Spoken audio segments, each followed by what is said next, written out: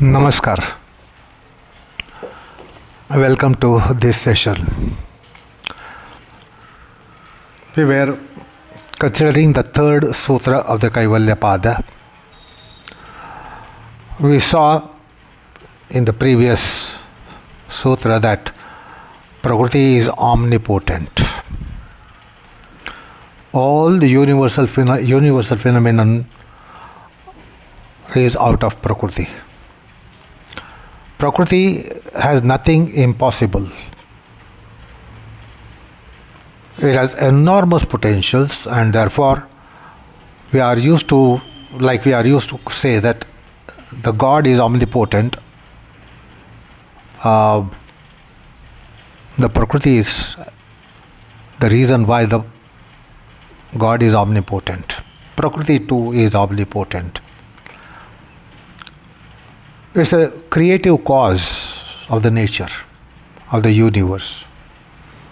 And we know the diversified universe, mind-boggling varieties in universe, mind-boggling phenomenon in the universe. And all that is in the universe is because of the Prakriti. And in that sense, we consider that Prakriti is omnipotent. Its creative powers are enormous. So, here goes the sutra of the third sutra of the chapter. Nimittam aprayojakam prakrutinam varnabhedaha tu tataha kshetrikavat. So we were taking the example of farmer in the field, which Patanjali has used as a metaphor. So the sutra says the creative powers or the creative cause, which is Prakriti, it doesn't work by any incidental causes of being motivators or sponsors. It doesn't need a motivator and it doesn't need a sponsor. It only removes the obstructions, or it only needs the removal of obstructions for its creative power to manifest. And with the metaphor we come to know that it works in a way which either it pierces or mobilizes obstacles from manifestation, and its inherent abundant flow. Abundant supplies. There is no dearth of supplies of any potential in Prakriti. And this happens like a husbandman removing the barriers in the field. So Patanjali has beautifully brought a metaphor here, which will help us understand this incredible, awesome Prakriti. Basically, we have to understand here that the Prakriti mobilization does not require incident or effective factors. It doesn't require incidental factors and effective factors such as virtues, merits, punya. It does not even require sponsorship or such other things with which we are familiar. So at this instance, let me tell you why we have come here. The Jatyanta Paranama was considered And we saw that a mortal, became Nandishwara. And Nahusha, who was a celestial being, reeled down to infernal plane. Now, how did it happen? So, we try to understand with the help of computer graphics, which you should recall we had considered in our previous sessions. So, it doesn't require anything to be incidental cause or effective cause, but because of virtue, a mortal attained celestialhood. So, mortal characteristics and signature conditions of mortality went away, and mortality signatures faded in with the given material cause. And that is why we have come to this sutra as to how does it happen. We perhaps will know how it happens in computer graphics. That horse fades out and elephant fades in, elephant fades out and lion fades in. Now, how does it happen in Prakriti is what we have to consider here. So, it doesn't require any sponsorship. Nimittam aprayojakam. So, it doesn't require any incidental cause or any sponsorship for things to happen. Then how does it happen is being explained in this sutra by Patanjali. So therefore we have to also understand here with the help of metaphor that he has introduced. We have to understand that what the husbandman does in the fields and farms. So first of all we have to understand a husbandman, a farmer, as to what does he do in his farming.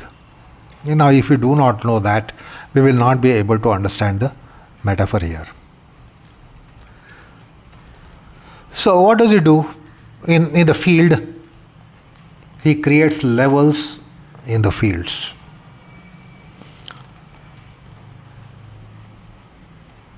And he builds bunds in the field. So he builds beds. So if you have seen an agricultural land, particularly where say paddy is grown, you will see that he builds beds by putting a bund on all the sides and supplies water to that bed.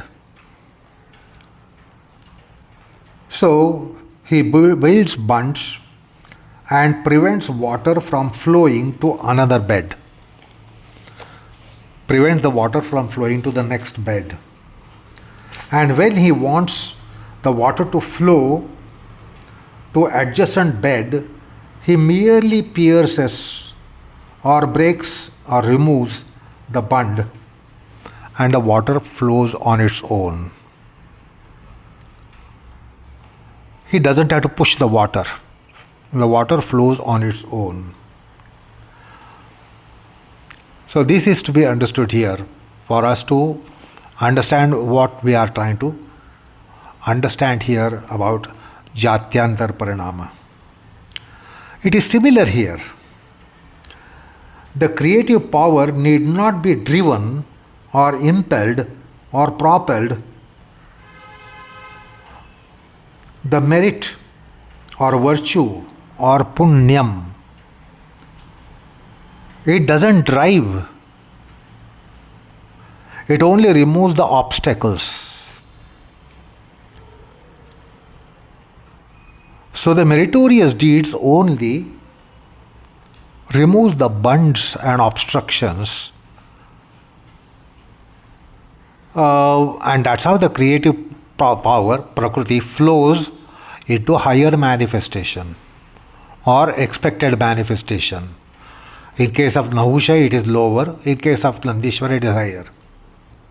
So when the barriers are broken, buds are removed, obstacles are removed, the Prakriti itself starts flowing.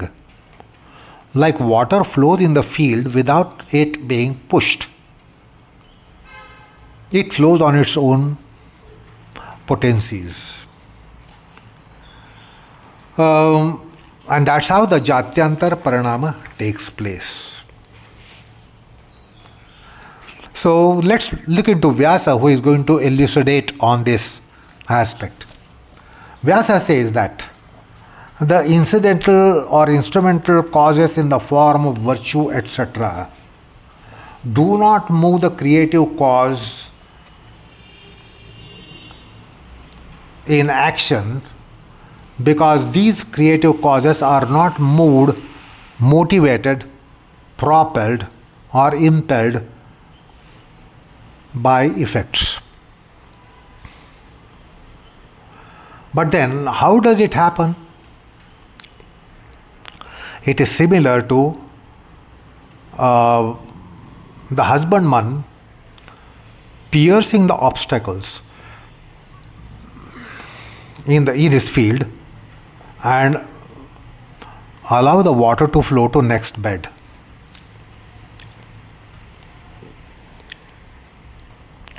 So from the bed where the water is filled up, it automatically flows to next bed by just piercing the bund of it or removing the bund of it.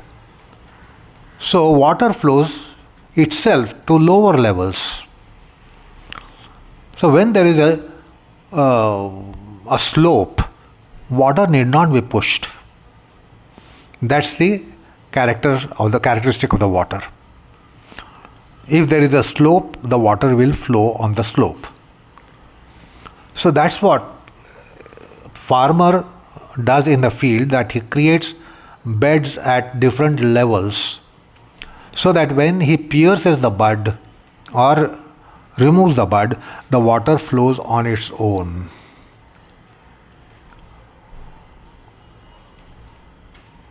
This is what Patanjali is telling us in his expression nimittam aprayojakam in the Sutra.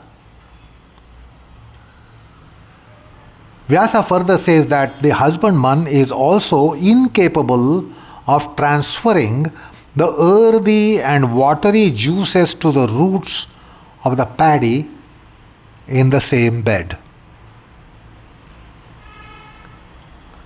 Because there are certain potentials in the earth, Mother Earth, and there are potentials in the water, there are potentials in the sunshine, sunlight and air, the natural forces. He doesn't do anything to inject them into the paddy.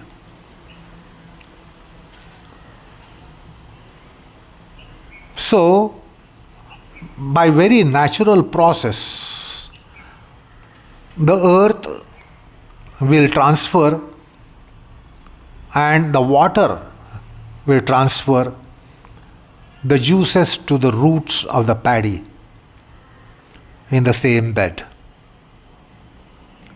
Then, how do the roots receive the nourishment? How do the roots receive the potentials? In the example that we are considering is the paddy. How does the paddiness get into the paddy? So, all these things are available in the field and available in the nature around it, around the earth, inside the earth, and in the water. Say for instance, if it is a mango tree, when you supply the water to mango tree, it will result into becoming a sweet fruit like mango, or sour fruit like raw mango. And by the side of the mango tree, suppose you have a lemon tree, the water will supply the juice, lemonic juice, to lemon fruit, a mangoish juice to mango fruit, banana-ish juice to banana fruit, apple-ish juice to apple fruit. All these potentials are there in the very seed which are planted in the earth, which harvests, and the water which is supplied. So water will become sweet, sour. If it is a chili plant, it will become pungent. So this is the marvel. So see what the water does. What the water does in chili, what the water does in grapes, what the water does in lemon, orange, apple, banana, mango. So what the water does in paddy, what it does in wheat, what it does in bajar, jowar, various harvests which are had, the water and the seed potentials and the earth supply the relevant juices, relevant substances. So, in case of paddy that we are considering here in the example, the juices of paddy will be getting into the paddy harvest with the help of the seed of paddy at the roots of the paddy, and the earth potentials. So one and the same earth gives you chili to mango, lemon to watermelon. These trees might be planted side by side, but see that magic of nature, how it works. That means it has all the potentials.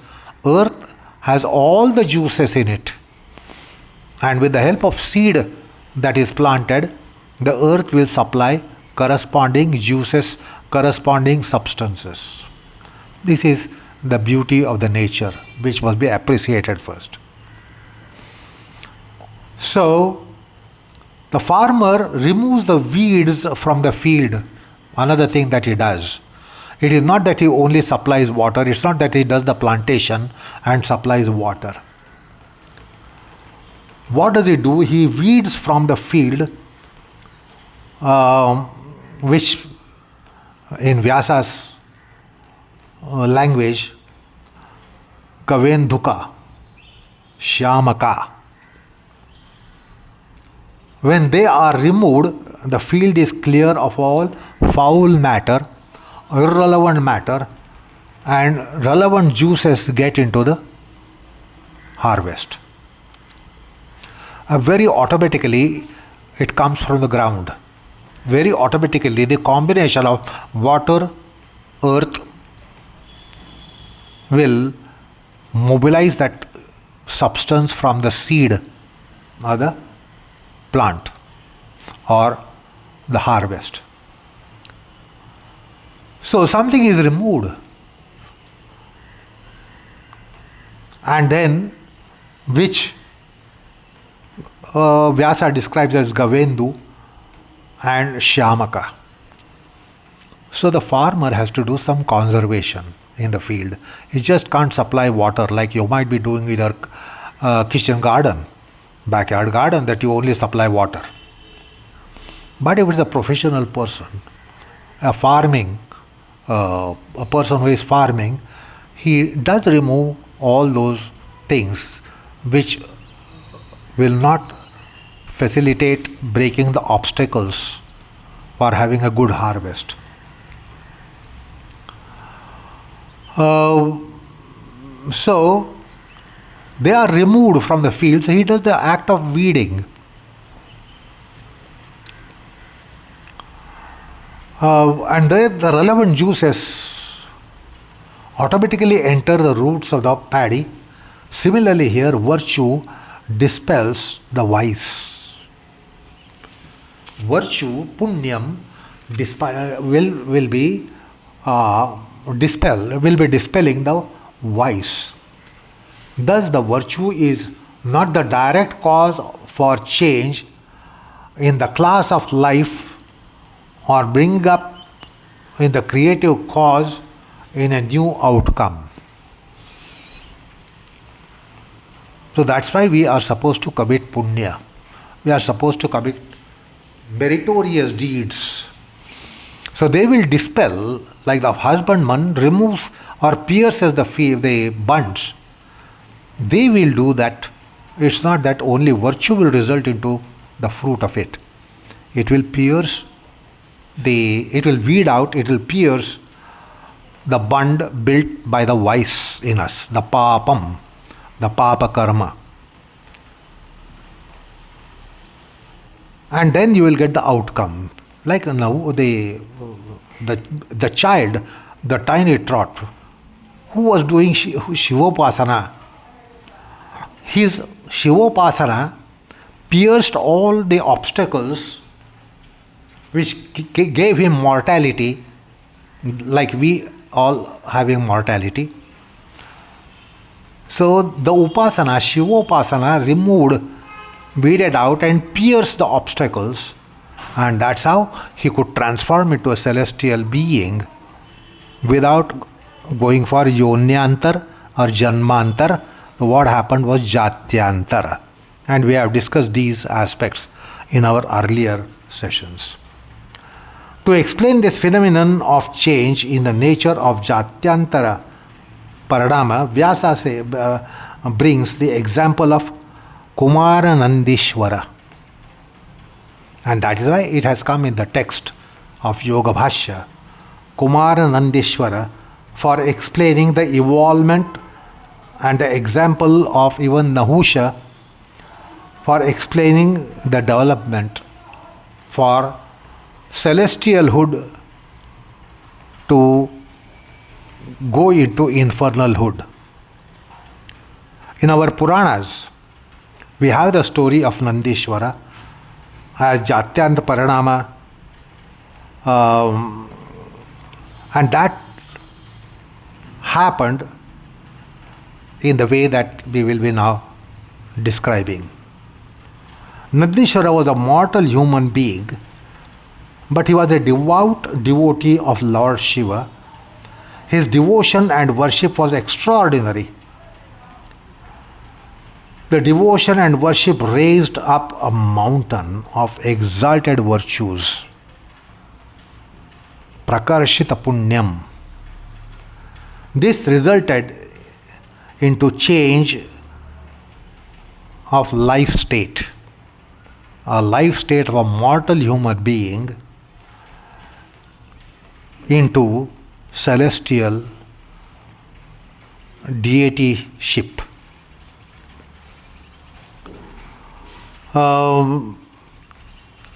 So Nandishwara transcended the mortal conditions such as birth, growth, aging, decay, disease, death, hunger, thirst, vasanas, which are all signature conditions for a human being. Now, this is the example of outward evolvement. So he evolved upwardly, not outwardly, upwardly evolvement. So he evolved into upwardly evolvement. The huge pile-up of virtues on account of his exalted devotion removed the sinister effects of a mortal limited life and delimited life. The barriers were broken and he got the deityship. The virtues removed his weeds, the weeds from his consciousness, the weeds from his chitta and vasanamaya kosha, which gave mortality and human limitations to him in that life. But with the Jatyantar Paranama, the barriers were broken and he became immortal, unlimited, called Nandishwara. So thus then the creative powers on their own potentials are mobilized. Like water flows, once you remove the obstacle to water, the water will flow towards the slope. You don't have to push it. You don't have to drag it. You don't have to push it, pull it, drag it, impel it, propel it. It flows on its own. So since there is abundant supply of Prakriti, it starts flowing on its own. So that was the condition of Nandishwara. The opposite condition was in relation to Nahusha. He had attained celestialhood by his Punya Sanchaya, by the merit that he had earned while he was a mortal human being. But the sinister deeds in the heavens made vices enter, and he reeled down to infernal plane of becoming a snake. So that is a downward Jatyantar Paranama. So this is what is the story of our Puranas. Nahusha had attained celestialhood by his exalted virtues. Thus he took the birth in celestial plane. Now he had come to celestial plane attaining some deityship or demi-deityship or semi-deityship. He had attained the deityhood characterized by hungerlessness, by thirstlessness, by diseaselessness, by old agelessness, fatiguelessness, sorrowlessness, deathlessness, etc. So these are signature conditions of the Devatas in the celestial plane. They don't get hunger and thirst like we get. They don't get the old age like we get. They don't get disease and decay and old age like we get. So that's how he got that kind of life, which I just now told you. Hungerlessness, thirstlessness, diseaselessness, old agelessness, fatiguelessness, agedlessness, sorrowlessness, weakness, deathlessness. So on one occasion he was to attend in the heavens a dance recital of a damsel, Apsara. And he was too eager to reach the venue. He became restless. He wanted to reach there, that performance place, where the damsels, celestial damsels, were to perform a dance recital. So he was too eager to reach there. So his palanquin was being carried by sagacious sages called Saptarshis, the 7 great sages. Nahusha was very much wanted them to hasten and speed up, and therefore his impatience grew, and he yelled at one of them who seemed to be slow. So he yelled at him, who was a sage, who was a rishi, and he offended him with very sharp tongue. He offended him, cursed him, or abused him. Why don't you hurry up? Why are you so slow? And therefore he yelled at him, Sarpa, Sarpa, Sarpa, Sarpa. Sarpa means quick, quick, quick, quick. Now his own words became instrumental for what happened to him subsequently. Because in Sanskrit, sarpa, sarpa, sarpa, one meaning is quick, quick, hasten, hasten. And another meaning is also snake. So his own words worked there, and he descended to infernal plane of snakes, Sarpayoni,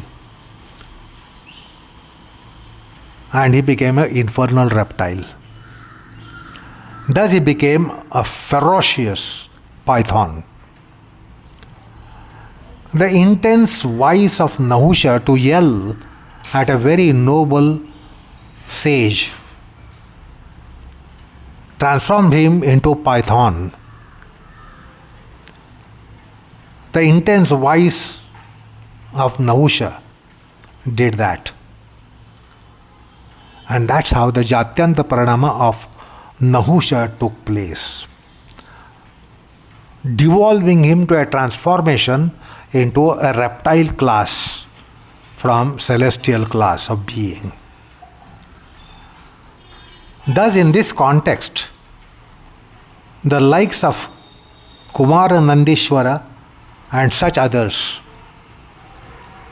are to be cited as examples of virtues, and likes of Nahushas and others to be cited as examples of vices.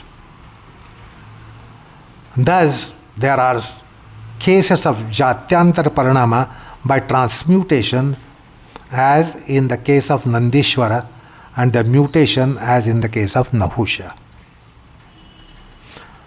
Having mentioned the case of change in life class, there is also possibility of a yogi or a mystic taking several bodies simultaneously. So this is Jatyanta Paranama, which can happen by being blessed, by being cursed. Nandishwara was blessed by his Shivopasana, and Nahusha was cursed because of his arrogance towards Saptarshis. So the point is,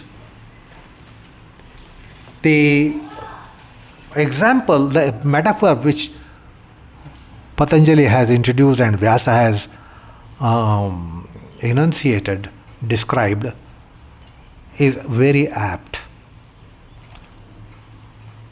Like mango-ness is not pushed into the fruit. Lemon-ness is not pushed into the fruit by the farmer or the husbandman. The pungentness is not pushed into chili.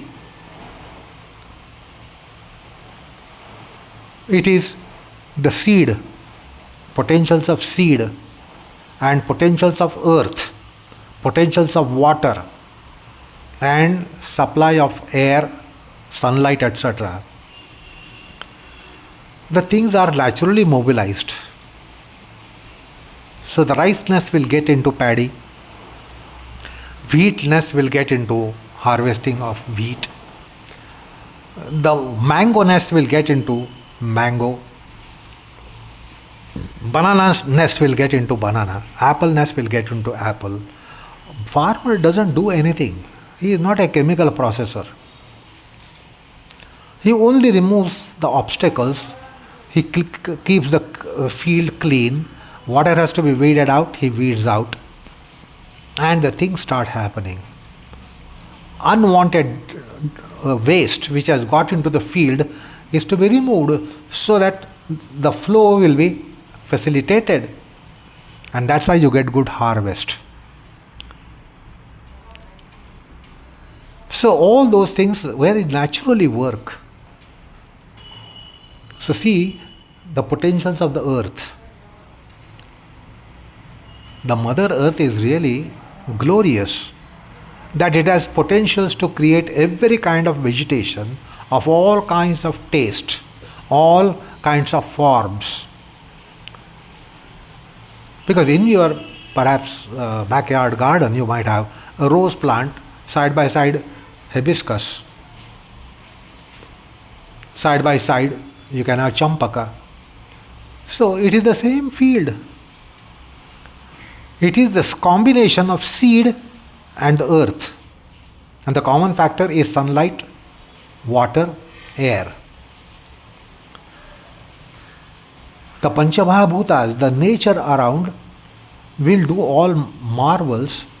Therefore, you can have mango tree and lemon tree and chili tree side by side. So chili tree will only yield chilies. Mango tree will only yield mangoes.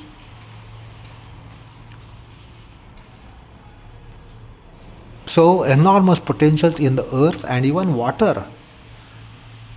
See what must be happening to H2O water that is supplied by a farmer. The riceness gets into rice, into the paddy field, into the paddy harvest. Mangoness gets into mango harvest.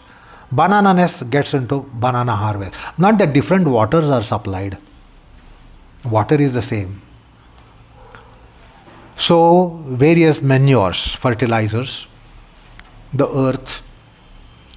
The earth is indeed marvelous, marvelous element.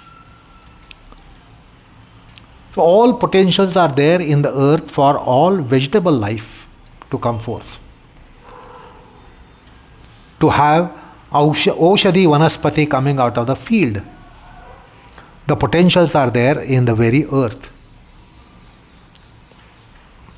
So what the husbandman does is that he pierces the bunch, supplies water, weeds out any waste matter, unfacilitating matter, so what you call as conservation. And then all the things happen very naturally. Similarly here, in case of Nandishwara, the virtue removed the barriers whereby he was a mortal. And a mortal, Nandi became Nandishwara. So that's how the Jatyantar Paranama is explained. And the Sutra, Nimittam Aprayojakam Prakrutinam Varna Bhedahatu Tatha Kshetrikavat, is the Sutra that we dealt with to understand this phenomenon of Jatyantar Paranama. And this was beautifully explained with the metaphor of a field, a farmer, a husbandman, and the processes in the field, such as creating beds at different levels, building bunds, then piercing the bunds for the water to flow to next bed, and from next bed to adjacent bed. So that's how the water is supplied to various buds.